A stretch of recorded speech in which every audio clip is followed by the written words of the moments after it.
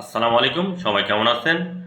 আজ আপনাদের এমন তিনটি কথা বলবো যা আপনার জীবন বদলে দিতে পারে।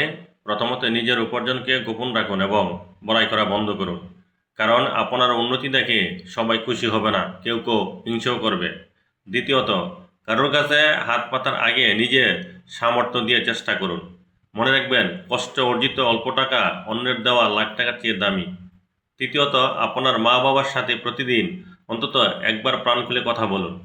দুনিয়ার সব মানুষ স্বার্থপর হলেও আপনার মা বাবা কোনোদিন আপনার স্বার্থ খুঁজবে না। প্রবাসে বা দেশে যেখানে থাকুক, মানুষের সাথে সবসময় বিনয়ী ব্যবহার করার চেষ্টা করবেন। আপনার একটি ভালো ব্যবহার আরও অন্ধকার জীবনের আশার আলো দেখতে পারে। ভিডিওটি ভালো লাগলে শেয়ার করে অন্যদের জানার সুযোগ করে দিন। ভালো থাকবেন সবাই, দেখা হবে পরের ভিডিওতে। আল্লাহ হাফেজ।